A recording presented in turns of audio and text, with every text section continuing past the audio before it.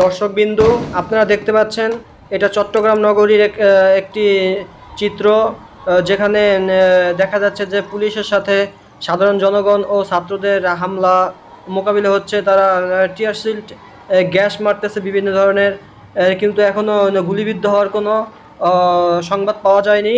কিন্তু ধাপে ধাপে পুলিশের সাথে আন্দোলনকারীর একটু পরপরই পাল্টা ধাওয়া হচ্ছে। মাঝে মাঝেই পুলিশ দেখা যাচ্ছে যে টিয়ার শেল গ্যাস এগুলো এ সকল কিছু দিয়ে সবাইকে একটা আতঙ্কের মধ্যে ফেলাতে চাচ্ছে, যেন তারা ছত্রভঙ্গ হয়ে যায়। এখানে চট্টগ্রামের অবস্থা এখন খুবই ভয়াবহ। দেখা যাচ্ছে যে সাধারণ জনগণ থেকে শুরু করে সকল স্তরের মানুষই এই আন্দোলনে সামিল হয়েছে।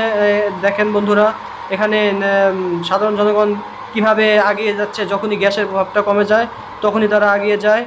আর এখানে আবার দেখা যাচ্ছে যে একজন দাঁড়িয়ে আছে, যে সে গুলি খেতে প্রস্তুত। যদি গুলি করে তবে গুলি খেতে প্রস্তুত, তাও সে আন্দোলন ছেড়ে যাবে না, এমন একটা পরিস্থিতি।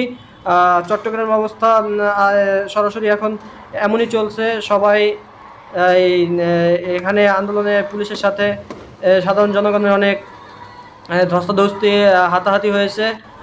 আর মাঝে মাঝেই এখানে টিয়ার শেল মারা হয়, তারপর বিভিন্ন ধরনের গ্যাস মেরে তাদের কন্ট্রোল করার চেষ্টা করতেছে পুলিশ ও বিভিন্ন প্রশাসন বাহিনী।